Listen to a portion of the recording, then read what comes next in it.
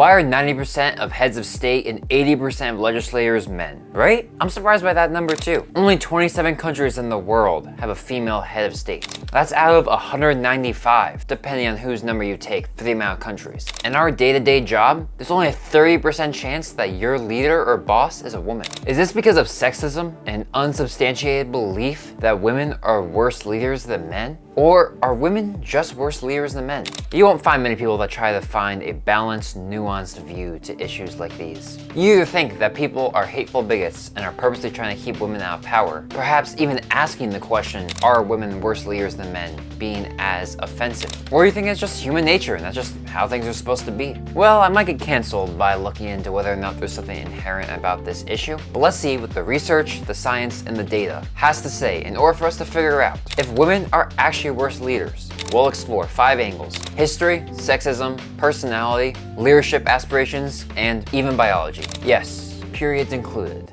That'll be fun. First, let's look at the past. And well, history is against female leaders. Over the past 2,000 to 4,000 years, female heads of state have been extremely rare. Only 5 of the 209 Egyptian pharaohs in the 3,000 years that pharaohs existed in ancient Egypt were women, while there were only 4 female Roman emperors out of 187. Similarly, there have only been a handful of empresses in imperial Chinese history, and only 10 empresses in the 26 centuries of Japanese history. In Rome in particular, women could not vote or hold political office, and it was seen in society that women were meant to be caretakers and mothers. More of this potential sexism can be seen in Islamic hadiths, where in the hadith, sorry when I butcher this, Sahih al-Bukhari and Sunan Nasai says, no people who entrust their leadership to a woman will ever prosper. And given that I'll be dealing with touchy subjects throughout this whole video, I think this is a great time for anyone who notices anything wrong I say in this video to let me know in the comments, and then if I see that I actually made a mistake, I'll correct anything in the pinned comment below. I would like to add that in many Islamic countries, women can be scholars, teachers, and educators. And according to some Islamic scholars, the verse I said above was a cultural context of the time and not meant to be taken literally for all Muslims. In many traditional Christian and European societies, women were the last choice for leaders, but in most countries could be a leader if there was no male heirs, and not allowed to be part of the priesthood. In general, our society doesn't really think like this anymore. Women are allowed to vote, women are allowed to have a career, you can't discriminate based on sex for basically anything. And even in religions like Christianity, women are more and more likely to be allowed to be pastors or priests and hold spiritual authority over men. Some more radicals will abhor an idea of a traditional marriage in the full sense, but I would say in general in our society, family is seen to be a crucial part of a woman's life, and in most cases the largest part, but not significantly larger than, say, a career. We see nothing wrong with a woman focusing on herself in her early years to have a good career. If she forgoes family entirely, then society might think she's a little strange. But the same can be said for men. If a man forgoes having any family at all, that is also strange. So if history is against female leaders, but present-day society much less so, is our society still sexist? Has society not gone far enough towards gender equality? What if people just don't want women to be leaders? This one's just a mixed bag, so let's see if our society is sexist. So according to these 2 graphs that you can see on screen, alternating, a majority of the public thinks that gender does not matter for a leader. And actually, a significant portion of the population believes that a female president is going to be superior to a male president. Even in cases where society still tends to stereotype women as being worse than men,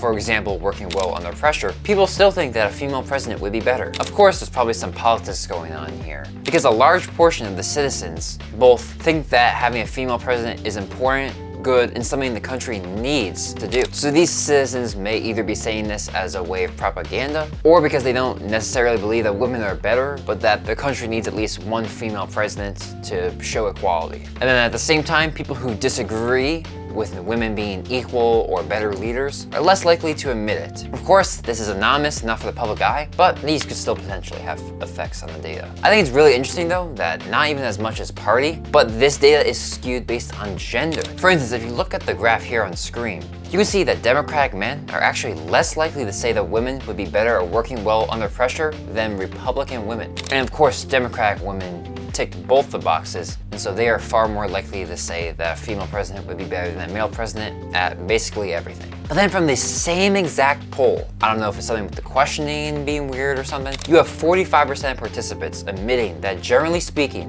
they don't think women make as good of leaders as men, or women aren't tough enough for politics. So at least from what I'm seeing here in the data, it seems that if the questions are super black and white, people are much more likely to say that a female president would be better than a male president, or at minimum equal. But if the question is more nuanced and not as explicit, then it seems like generally speaking, people are more likely to say that a man is going to be a better leader, showing that people might endorse masculine traits in leadership, and we'll get to that later. Now, of course, answering yes to this, thinking that women on average make worse leaders or aren't tough enough for politics, doesn't mean that these people would never vote for a woman or would be scared for having a female president, but instead more like if you had 10 men and 10 women grabbed randomly, they would say that on average the men are going to be better leaders. I mean, it's not like Democratic men voted for Donald Trump the 2 times that he ran against female presidents, because they still value the values and policies that these Democratic candidates are promoting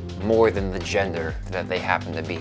So maybe it's not about the actual gender of the person, but maybe more about the personality and character traits that are brought by each gender. And there's actually some evidence for this. People tend to prefer more male-dominant leaders when the threat is high. This is consistent with research showing that individuals with greater physical stature are more likely to be seen as capable and competent. It also jives with the findings that individuals with greater physical stature are more likely to be respected and feared by potential opponents. In addition, people tend to prefer individuals with greater physical stature as economic and political allies, and therefore as group leaders. In addition, research shows that men are more preferred in between group competition, so it's like group versus group, and that males are more effective at increasing group effort than females during these types of competitions. And of course, the biggest group competition that you can think of, war, has been majority male. So this seems to fit up at least in this example. So say you're voting for someone to become a political leader of a nation who has to deal with 2 active wars, threats from 2 different aggressive powers, 1 nuclear, 1 attempting to, and think that half the people living in the same country as you are part of the evil outgroup. It sounds like an environment of high threat, need for physical stature, and between group competition. But the threat can also be nonviolent, with experiments and research showing that when people are asked to pick which leader between a male and a female were to be preferred, a significant increase in people picking a male was found in a bankrupting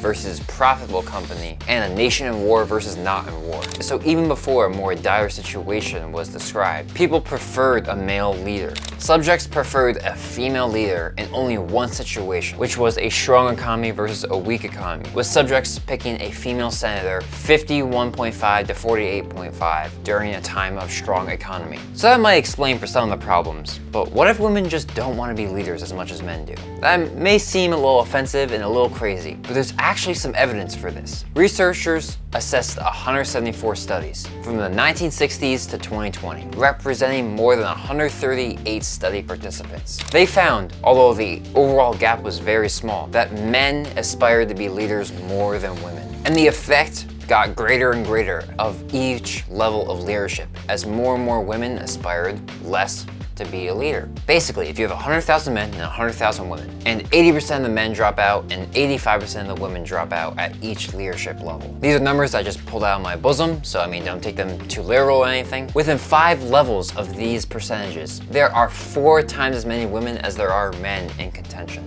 And this was all assessed from wide-ranging fields like economics, psychology, law, management. And then research also found even greater gaps in male-dominated workplaces and in politics, where women are even less likely to get involved. Now, researchers don't yet know why this is the case. Some theorize about a self-stereotyping effect in women, where they internalize a more communal, less aggressive, and competitive idea of their role in the workplace, but that's just a theory for now. But why would this do anything with the quality of female leadership? Wouldn't that actually help? Wouldn't you want people who are more communal in nature and are more likely to be humble about themselves, at least in a work or public setting? Well, the problem is that you can't really be a good leader if you don't aspire to be a leader. Like, yeah, it's great when someone who doesn't aspire to have a leadership position is then recommended by a ton of people to be in that leadership position. But you need to be part of some sort of leadership in the first place in order to even get recognized. Like, some random Joe on the street is not going to get recognized by a bunch of influential people and be like, wow, you'd be really good for this leadership role.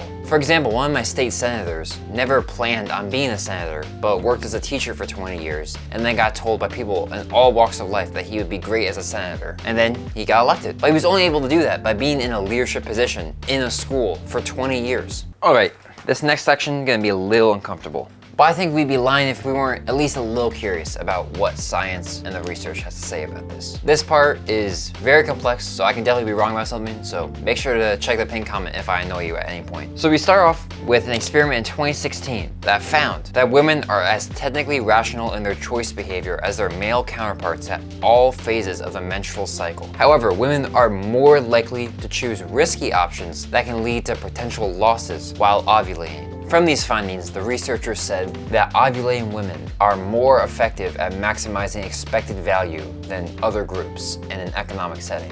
Now, I'm not really a researcher, so I don't really know what these words even mean, if I'm being honest. And this was only done on a subject of 36, and some of this data seems a little contradictory when I actually read through the research. So check out my sources in the description below, and maybe you could explain it to me a little better. Because in 2014, a study actually found the opposite, stating that a significant negative correlation between progesterone concentration in women in the luteal phase and their performance in the risk-averse condition was obtained. At the same time, around 75 to 90% of women, depending on which source you use, are affected by premenstrual syndrome, PMS, which leads to tension or anxiety, depressed mood, crying spells, mood swings and irritability and anger, social withdrawal, and poor concentration. It is important, though, to keep in mind the vast variness in the level of effects. Some women face effects so bad that they're practically stuck in bed for a few days. Others have mild symptoms that are similar to a cold. And, at minimum, 10% of women don't even suffer from these effects. At the same time, menopause in the United States, at least, happens on average around the age of 51. This is fairly young when you consider the fact that the average age of a House member is 57 and a half, and the average age of a senator is 64.7 years old. The average president has been around 55 years old, but recently has been getting older and older. Kamala Harris is 60 years old, and Hillary Clinton was 69 years old when she ran. So research suggests that the average man may align slightly more with the traditionally expected leadership roles, especially in male-dominated or high-stakes environments. But those are just statistical tendencies and not hard rules. We've all seen assertive women and empathetic men. Personality traits overlap more than you think. Plus, anyone who's risen up to the top, male or female, has likely already gone through enough scrutiny and challenges to prove their capability. If we promote people based on merit instead of diversity quotas or outdated biases, we may see slightly fewer women in leadership, somewhere between 5 and 20%, I would assume. But those who do rise will be just as competent as men. Now, this one was pretty deep and has a lot of strong feelings to it. But I did make a similar video that's much more chill and lighthearted that answers the question, are women really worse than men at chess? If that interests you, it's got a very interesting conclusion. You can check that video out right here. Now, don't forget to look at character traits, stay consistent with your view of women as leaders, don't say that a female president would be better and then say that men on average are just better leaders, and think controversy. I'll catch you over in this video right here.